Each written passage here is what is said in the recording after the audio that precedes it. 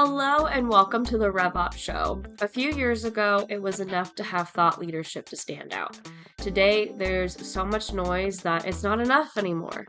While thought leadership can be nice to have, what really packs a punch are your point of view insights, the frame-breaking ideas that cause someone to go, oh shit. A better way to think about it, that Doug will get into more, is that point of view insights are the medicine, and thought leadership is the spoonful of sugar. Sounds weird, I know, but trust me, it'll make sense soon. With that in mind, I have one question for you. Are you ready to RevOps?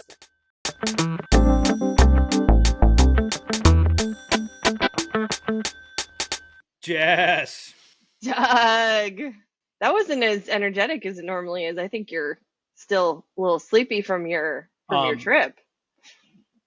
Jess, what you don't understand is this is how I'm feeling right now, to be honest with you. You ready? This is how, if I had just like represented where I am right now, it would have been Jess. So I think relatively speaking, I did very well. You did great. You did great. I'm proud of you. I'm so tired.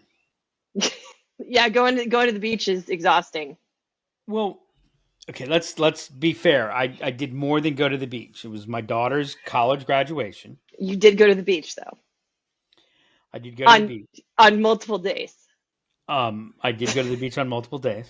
It's a rough life. I wanted to film the RevOps show with the beach in the background, but you wouldn't let me. Yeah, I didn't think it would be productive. You had a full dance card that day. It was so hot, Jess.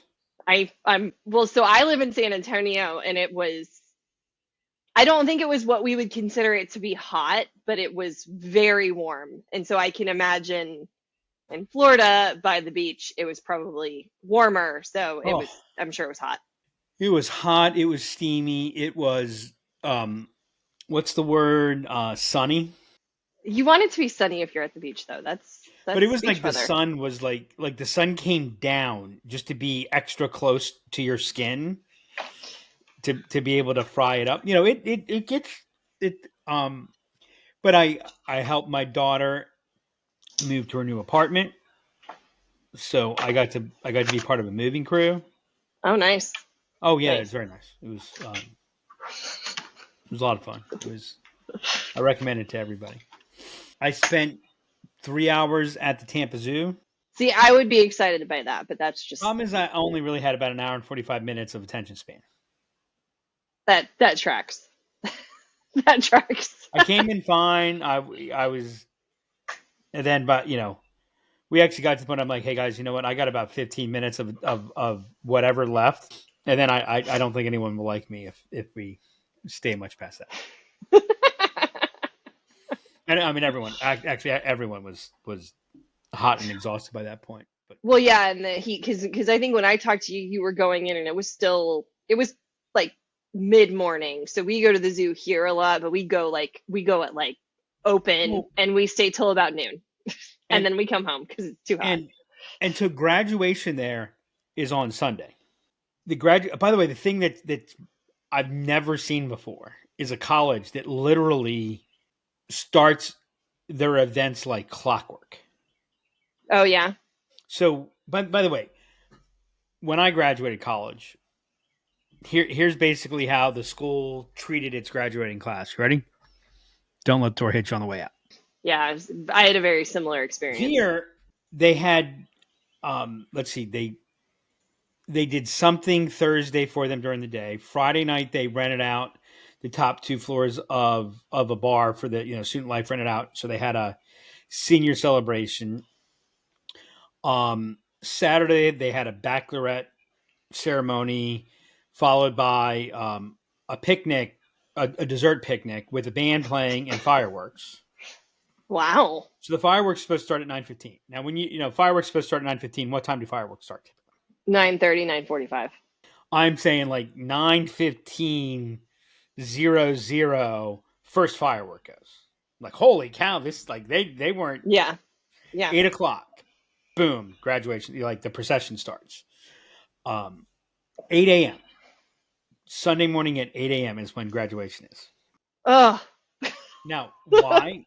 because it's outside. And it's hot. I was gonna say because it's hot as all get out. So by the way, like they basically say that if you're not on the campus by 7:15, Yeah. with traffic and everything, like don't expect to get to the field where graduation is by the time it starts. They start right at 8:00. It was so hot. And I'll tell you, the thing that was like they're coming in wearing their, of course, the robes, the teachers, the professors, which by the way, like they were all there, which I've not really seen before. Yeah. They're wearing, the plastic, all the stuff, the long lasting one, the big hat. Yeah. They're on, a lot of them are on stage. There's lights there. Like, I don't know how they. No. So I'm going to graduation on Friday.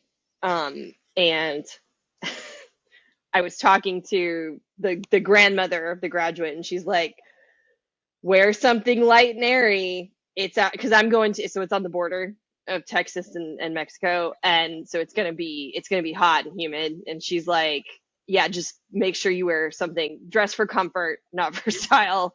It's going to be hot outside. Oh, wow. It's the school. So it's about 600 kids. It's a small town, but this is the one high school. They don't have a place big enough to hold the kids. So it's going to be at the football field, I'm sure. So yeah, no, it's going to be miserable. I'm looking forward to it. Clear eyes, full hearts. Can't lose. You said football field. It's going to be, and it's in Texas. So there you go. Tracks. Yeah, so it was and actually, Friday I had the zoo, went to a Rays game. I know, I saw. I was jealous. Fun. You guys Seats had good were seats. iffy. I think we're like 13th row behind the plate, something like that. He had good seats, everybody. He's lost his mind. It was only like 13th row right behind the plate. Oh my God.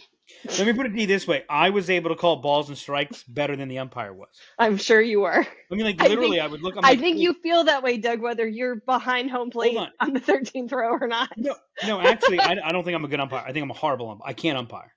Okay. I was not put on this work. I'm put on the earth to advocate, not to judge. Okay. Okay. But I'm like, that ball looked outside. So I pulled up MLB, the MLB app, and it's like, oh no, that was outside. I'm like, that looked high. Yep, high. So no, I called balls and strikes better than the umpire did. I hate the idea of robo-umps. Mm-hmm. But I'm not seeing, I don't think there's any choice. Yeah. I mean, it's just so bad. It makes me sad, Jess. It makes me sad. I'm aware. Yeah, so it was an eventful long weekend. Oh, yes. Eventful week. And then of course, all the craziness waits for me to go on, for me to, I mean, I wasn't like on vacation because I was kind of working, and I mean, it wasn't a full disconnect, but. No, I'm aware. I'm going to the beach in July, and I'm mentally preparing myself for the shitstorm that's likely to befall upon us. I need a vacation now. You need a vacation from your trip to the beach? At least like 3 days. I need to hibernate for at least 3 days. I need to just sleep for 3 days. Well, I have good news.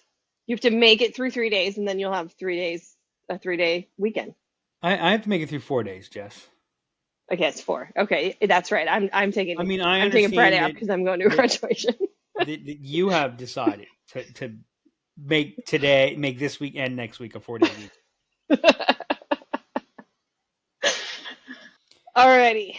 So what are we talking about on today's episode of the RevOps Show? Wow, we had the DJ voice and everything. It's time to get things started. I want to talk about thought leadership versus point of view insights. Thought leadership. You're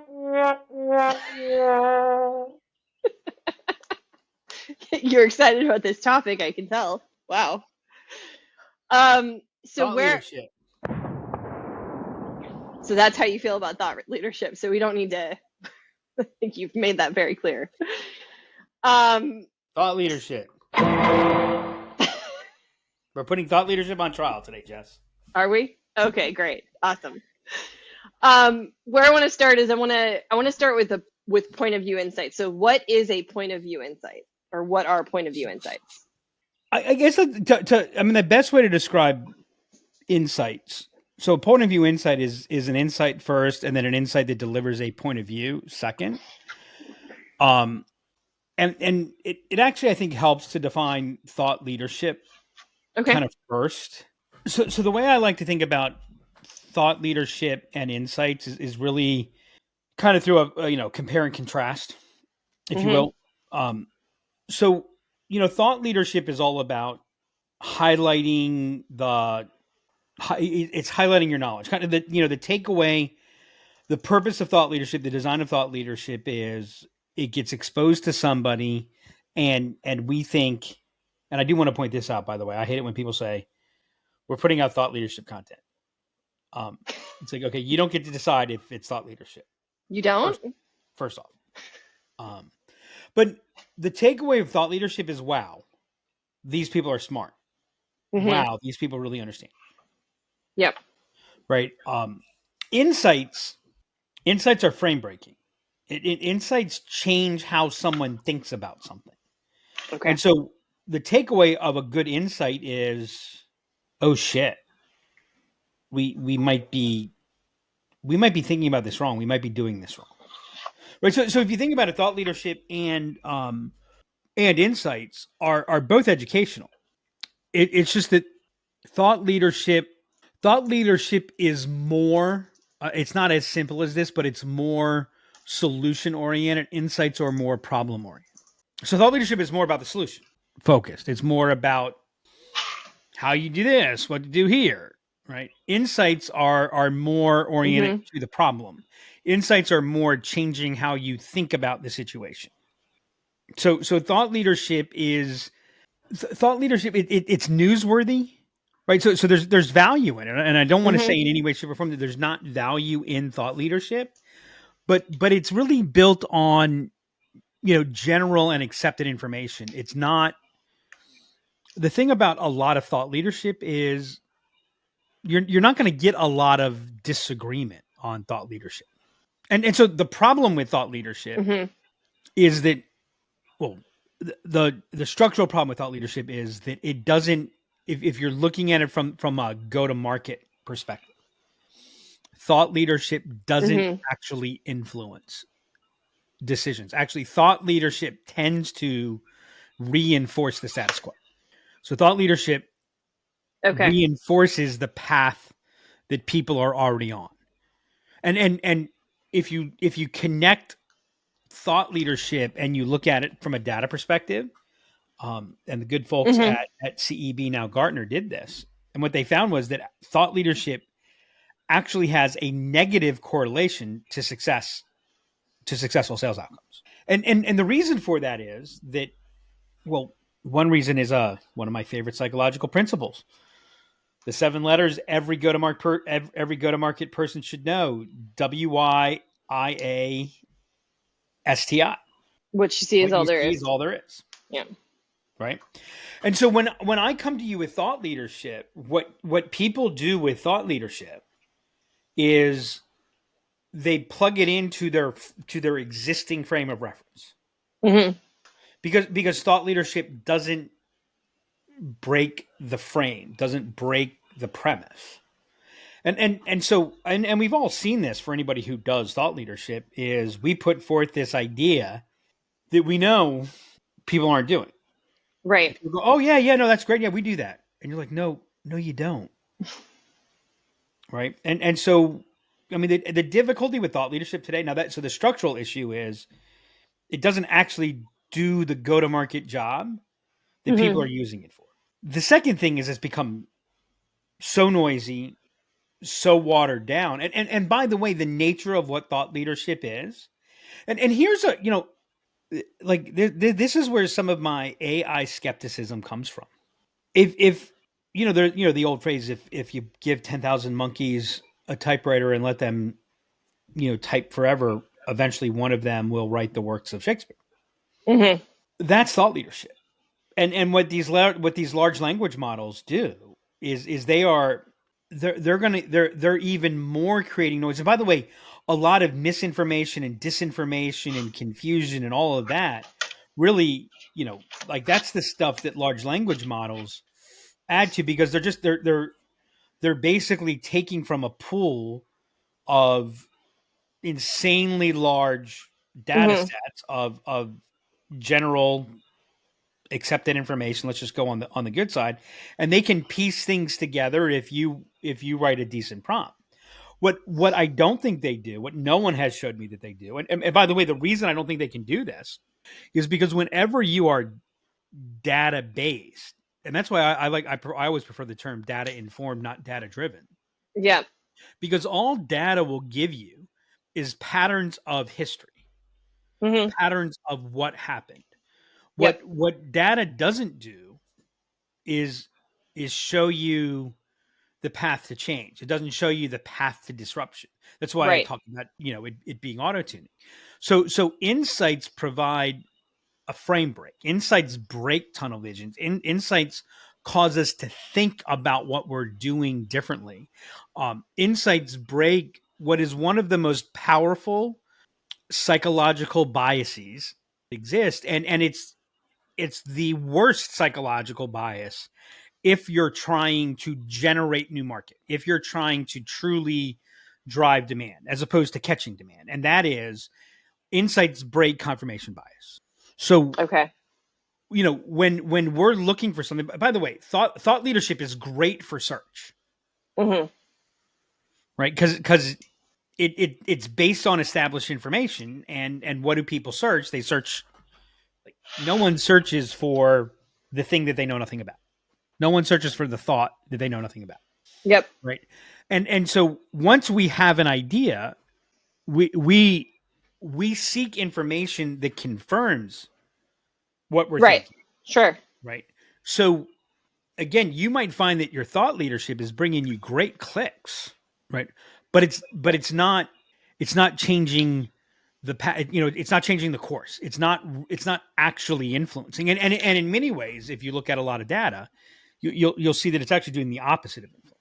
So why do point of view insights cause people to change their course?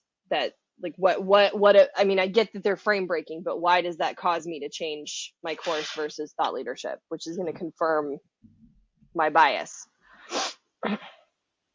Well, I mean, the answer is kind of in the question. If it doesn't change how you think about something, I guess think of it this way: that what thought leadership does is it embeds answers. What insights do is provoke questions, and that's going to cause more action if it's provoking questions for me. So if I change the question that you're asking, everything after that changes, right? People are unpredictable, and they're also very predictable. Okay. Right. If you can figure out what are the questions that people are asking themselves, there's a lot of predictability there. Yeah. Right. And so if I change how you think, which is what frame breaking is, right? If I break how you view something, if I change the criteria, like in a sales situation, if I change your decision criteria, your decision will change. Yeah. So like to say action specifically, I mean, that's probably the case. I haven't thought about it enough, but thought leadership reinforces the actions that I'm taking. I mean, and to some degree, I might see more action immediately with thought leadership. And you know what? The problem is that we're going to attribute, this is why marketing attribution drives me crazy. We're going to have a tendency to attribute, like thought leadership is more likely to get attribution, which is why everyone's pursuing it, just because, again, it fits. But that doesn't mean it actually did anything. Okay. All right. Go ahead. So if you think about, so you ask the question, so why does an insight do this? And again, let's talk about insight before we talk about point of view insight. Okay. Right. So an insight is designed to upend the status quo. Okay. An insight is explicitly striving to teach that, I mean, candidly, that we're wrong. I mean, I would say politely and explicitly. You're thinking about it wrong, and it's costing you. It's what I talked about years ago, teaching to the oh shit moment. The moment I can get you to say oh shit, everything changes. Mm-hmm. Right? And that's what insights do, right? They're the nature of them, for it to actually be an insight, it's got to be it's got to be counterintuitive. Okay. Right? So and by the way, if it's counterintuitive, by definition it can't be commonplace. Mm-hmm. Yeah. And what it means too is that what an insight is going to happen, and this is why people aren't comfortable with insights. You can disagree with them far more easily than you can disagree with thought leaders. But given that counterintuitiveness, there's an aspect of it doesn't feel obvious, right? So you're going to be out there a little bit. I mean, if you think about our take on CRM, it's very insight driven. Yep. Right. We're not out there saying the same thing that everyone else is. Yep. That's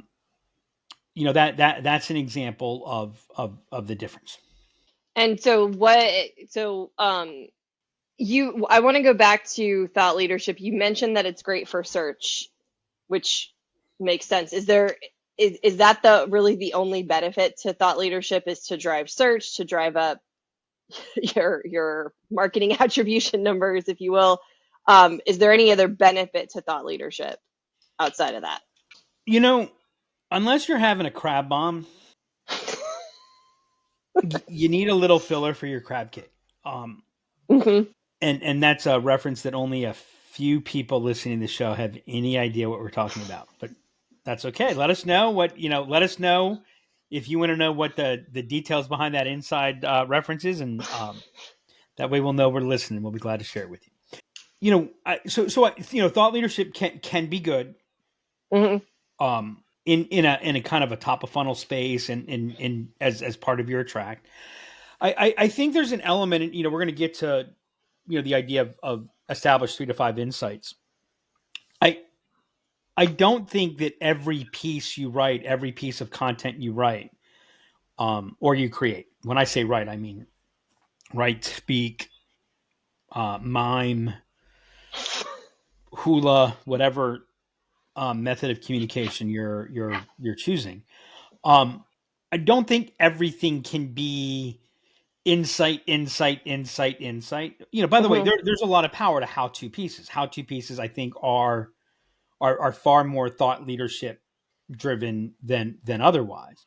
The thing that's interesting is, as you're making me think about it, because I do have a whole rant on thought leadership, and what your question made me realize is my issue is not actually with thought leadership. It's thought leadership not anchored to a strong insight. And so, like, you see this, I mean, there's so much, if you want to get what I'm talking about, just go on LinkedIn in general, or click, search for HubSpot tips on LinkedIn, and you'll see a lot of good stuff, a lot of good tips. Yep. But it's so much, hey, here's how to do this, here's how to do this, here's how to do this, here's how to do this, that it's just candy. It's like, by the way, if you go back a couple decades ago, thought leadership was key. Yeah. Right. That was enough to stand out. Mm-hmm. But the problem with thought leadership is thought leadership not really anchored in strong insight. Mm-hmm. Yeah. Is what they used to say about Chinese food. Doesn't matter how much you eat, an hour later, you're still hungry. That used to be something they said about Chinese food. There's not enough meat there. There's no real anchor. Right. And so if you were to do all insight, man, that'd be really intense, really heavy, really. So thought leadership is. It's kind of like, I don't know if I like this analogy, but it's kind of like, insight's the medicine and thought leadership's the sugar. Yeah, I like that. Right? A spoonful of sugar. So thought leadership's the sugar. Actually, you know what? Thought leadership's the sugar. It attracts. Yeah. And insight is where, insight is really where you establish your expertise, your credibility. Yep. Makes sense. so you referenced the 3 to 5. So we talk about picking 3 to 5 core insights. So first thing, why 3 to 5? Why not 3 to 5? Because if I had 10 different insights, then, well, I'm not really one. I mean, at some point I become a conglomerate. I mean, at some point I become more than just, it's just too much. I mean, from a go-to-market standpoint, you're far better off going deep in areas, and a lot about an insight is depth. So, I mean, it would be really hard. You know why there's so much thought leadership, Jess? Why? Because you don't need to know a lot to express thought leadership. Right. Okay. Yeah, that makes sense. Yeah. I can parrot thought leadership. Yeah, by the way, that's my favorite thing on LinkedIn is all the people who are writing things that have been, that people have been saying since 1942. Hey, you know what I just discovered? Did you know that culture trumps strategy? Or I'm sorry, culture eats strategy for breakfast? Right? I mean, like, people are out there saying things like that on LinkedIn. I mean, it's yeah. like, oh my God. Like, my favorite was, he's not as popular, or at least not in the places where, I mean, he's still very popular, but I don't see him as much. Seth Godin. Yeah. It used to be Twitter was all about people tweeting what Seth Godin just said. Yes. Like, see how smart I am? So you don't have to know a lot for thought leadership. You have to know a lot to deliver a real insight. I mean, by definition, an insight has so much depth to it that, if you're, if you're McKinsey, you're really not one business. You're a lot of different consulting practices. So they probably have tens to hundreds of insights in each of their practices. But that's a different play. So I would say that there's no juice for the squeeze to have more than about 3 to 5. Okay. And that makes sense. You'll confuse. Again, we're talking about this from the standpoint of go to market, from a standpoint of influence. Yep. You'll end up confusing your market. Cool. And so pick 3 to 5. How do you go about picking those? Like, how do you work to start deciding what these anchors are that you work off of? So let's take a step back. Mm-hmm. And let's talk about what makes an insight a point of view insight. Okay, so the first, so I talked a little bit about them being counterintuitive. The first 3 items are about insights. Mm-hmm. The last 2 are what make it a point of view. So first thing is, the insight is about the customer. It's all about the customer and the unknown or misunderstood problems or opportunities that the customer is facing. The second point is, an insight is relevant, important, and specific. Remember, relevance and importance are in the eyes of the receiver. Mm-hmm. So just because you say it's relevant and important doesn't make it relevant and important. The third part, it challenges, and this is where point of view begins to come in. Mm-hmm. It challenges the prospect's existing viewpoint, mental model, and it reframes the conversation. Yep. Fourth, it is designed to initiate or deepen an investigative conversation or journey. So again, it is not about why buy from us. Yep. It's not about why we're better. It's about why should you think about this differently? Why is this important to investigate? And then it connects to a strength and or distinct advantage that your company brings. So when you read, by the way, it is not point of view if I can't vehemently disagree with it. Oh, that's interesting. Right? Yeah. Because, Jess, our research says murder is bad. It's not point of view. Yeah. Jess, we believe in Mother's Day. Oh man. Not right. Yeah. Yeah. I believe that for Father's Day, all golfing fathers should be given permission to golf on Mother's Day. That's a point of view. That is a point of view. It might not even be a popular point of view, but it is a point of view. I think it depends on who you're talking to. Precisely. It depends on who you're talking to. Yeah. Right. So if I can't vehemently disagree with it, I can't vehemently agree with it. Right. So a point of view, it attracts and it repels. Right. Salesforce, say no to software. Mm-hmm. That was a point of view. It was, yeah. It was a very interesting point of view, given that it's software. But that's a story for another day. I'm obviously kidding. I'm sorry. I knew it. But that brought a point of view. And by the way, at the time, it was like, what in the world are you like? Put important customer data in the cloud. How do they even keep servers up there? Get it? That's cloud joke. Yeah, I got it. So there is a perspective, there is a slant, there is an angle that you're taking.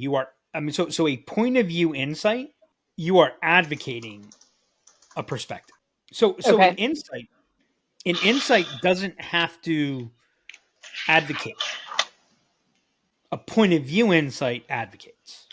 A point of view insight leads to a deeper conversation. And an investigative conversation. And there's a difference between the mindset of let me investigate this and let me solve this. Yep.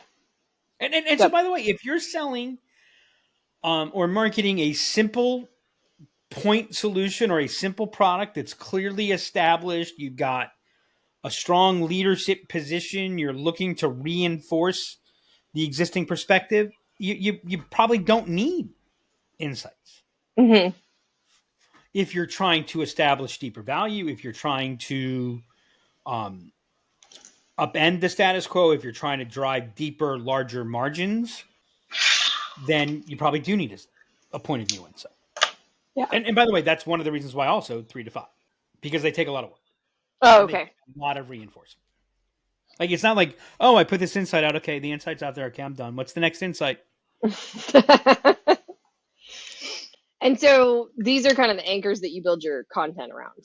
So we're not just talking about a page or anything. You put these point of view insights together and you build your content around them. Is that? So the answer is not no, but Mm-hmm. to say that is not enough. They are not what you build your content around. Okay. They're what you build your business around. Oh, interesting. Okay. I hadn't thought about it like that. But yeah, that makes sense. We have a perspective. We have a point of view. By the way, in the software world, this has been dubbed point of view software. Mm-hmm. Right? Yep. So we have a perspective on how things should be done. And you can disagree with our perspective. And if you disagree with our perspective, then you should probably not work with us. And by the way, that's what community is about. When we talk about community-led growth, what I'm seeing is just a lot of pablum community. Because there's no point of view for the community. And I mean, technically, is that community? I guess so. I mean, technically, when I go to Giant, I'm in the community. I'm in a community. Right? But the community in Giant, we're not pulled together. We're not, it's not a force. Right? The force is when it's really not community-led growth. It really is tribal-led growth. And what makes a community a tribe? What makes a community tribal? A point of view. Okay. Yeah. Right? Yep. A direction, a perspective. I mean, one of my favorite jokes on this is, the whole Silicon Valley spaces or tabs. I don't remember this from Silicon Valley. So that's the one where Richard was spaces. Oh, okay. So when you're yes, that's in the end, right. It's like tomato. And his girlfriend for a brief period of time was tabs, and they ended up breaking up because of that. Right.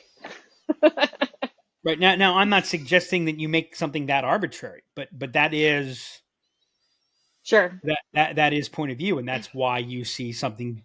That's why you see it driven. Yep. Cool. So how do you create that insight? There are a couple things.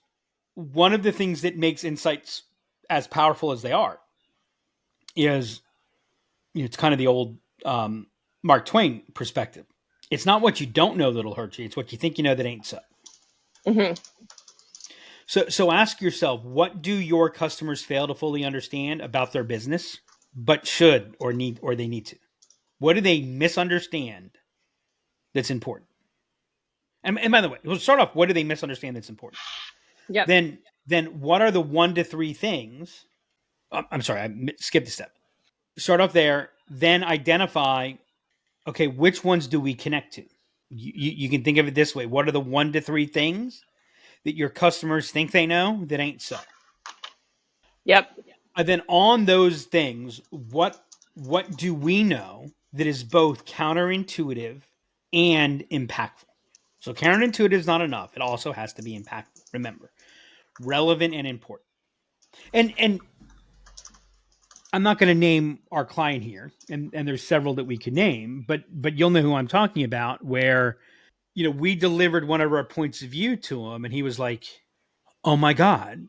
Mm-hmm. By the way, he wasn't like this. This was literally oh my God, that makes so much sense. That's why this hasn't worked before. Yeah. Yeah. Why did I not know this 20 years ago? Right. Right? Yeah.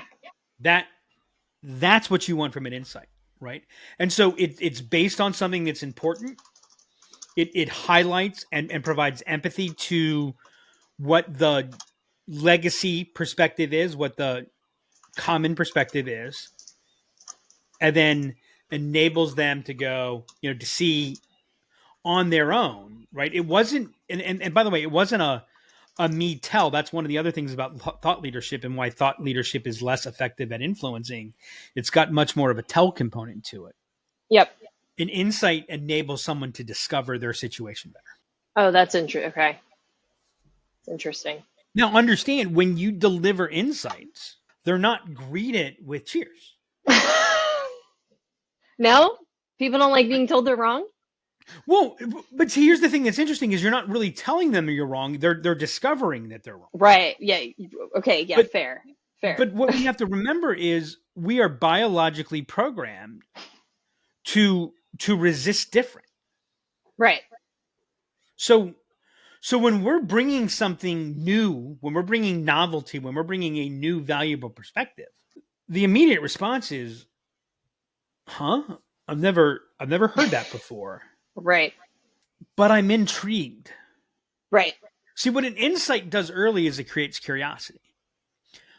The problem that I have with thought leadership is whether people realize it or not, thought leadership satiates curiosity. Yeah, because it's confirmed. It's just confirming. Oh, that's the answer. Yeah. Yeah. Yeah. Right. So what an insight does first is stimulates. Mm-hmm. Right. Then it influences. Okay, I get it conceptually, but I'm not sure it applies to me. Or I'm not sure how it plays. Like I get what you're saying, but I don't know. And you can kind of see we're now beginning to investigate. We're beginning to play with it. We're right. And then what that counterintuitive impact does is it builds consequence. It builds the pain. Yeah. Right. And it's not the pain of me, it's the pain of them and their discovery. Right. That leads to the frame breaking. Oh, yeah, this is hurting us. We need to do something about it. Right. That's where your fundamental difference is. Cool.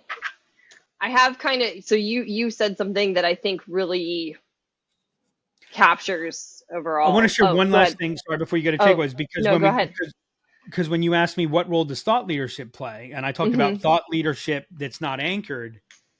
Yeah. Thought leadership needs to be anchored in insight. Right. And so thought leadership can attract, but the job of your thought leadership is to circle to what is the insight. So what insight is that thought leadership based on, and how are we bridging that thought leadership? No item of thought leadership should be more than one step away from the insight that it's based on. And if we think about what is the job of the thought leadership from a content marketing perspective, it's to lead you to the insight. Yep. That makes sense. Yep. So, I think like my biggest takeaway is that point of view insights leads to a deeper conversation, and thought leadership isn't going to really get you into that deep conversation because it's more confirming bias or common knowledge. And then and by the way, that thought leadership might be deep, and what I'm saying is I'm not blaming that on the thought leadership itself. It's how we process thought leadership. Right. So it's naturally not going to cause stimulate conversation because it doesn't stimulate those questions. So it's not going to stimulate that deep conversation. And then I actually like the analogy of insights or the medicine and thought leadership is the sugar that helps it go down. Which really plays into, the insights being your anchor that you build the thought leadership around and your business around. So those are my main takeaways. By George, I think you've got it. Figured it out. There we go. I see what you did there. All right, Jess, I'm gonna go take a nap. Yeah, go take your vacation from your trip. Doesn't everybody need that? When we get back from our vacation, now we get the vacation. I have 2 little kids, so I certainly feel like I do anytime I come back from a vacation. I need a vacation for my vacation. All right, Jess, until next time. Until next time. This is another two RevOps show. It is. And that's a wrap on this episode of the RevOps Show. Thought leadership is going to keep you on the same course. It's going to line up with what you're already thinking. Point of view insights are going to break your frame of thinking. They're going to make you go, oh shit. Your thought leadership should lead you to the insight. And that's so powerful. If you enjoyed this episode, please make sure to go subscribe on Spotify or Apple Podcasts or wherever you listen to us. Leave us a review and share the episode. If you have any questions you would like to ask Doug or Jess about thought leadership or point of view insights, email me at hannah@liftenablement.com or hit us up on Twitter @demandcreator. Until next time, remember, you can't solve your upstream problems downstream.